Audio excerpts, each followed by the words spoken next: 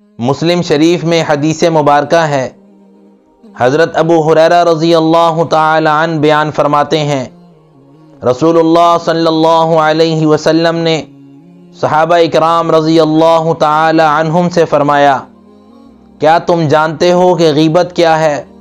صحابہ اکرام نے عرض کیا کہ اللہ اور اس کے رسول زیادہ جانتے ہیں۔ نبی کریم صلی اللہ علیہ وسلم نے فرمایا، غیبت یہ ہے کہ تم اپنے بھائی کا ذکر اس طریقے سے کرو جسے وہ ناپسند کرتا ہو۔ صحابہ اکرام نے عرض کیا، اے اللہ کے رسول صلی اللہ علیہ وسلم، کیا اگر ہم نے جو بات کہی ہو وہ ہمارے بھائی میں پائی جاتی ہو تب بھی غیبت ہے؟ پیارے پیغمبر علیہ السلام نے فرمایا، جو بات تم کہو اور وہ بات تمہارے بھائی میں پائی جاتی ہو تو یہ غیبت ہے، اور اگر تمہاری کہی ہوئی بات تمہارے بھائی میں نہیں پائی جاتی تو یہ بہتان ہے۔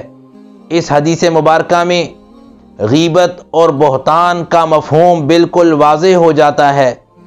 یاد رکھیے، پیٹھ پیچھے برائی کرنا چاہے وہ کسی کی بھی ہو، یہ مطلقاً حرام ہے، اور اگر وہ برائی سچی ہے تو یہ غیبت ہے، اور اگر وہ برائی جھوٹی ہے تو یہ بہتان ہے، اور اگر دو لوگوں میں لڑوانے کے لیے بات کی جائے تو یہ چغلی ہے۔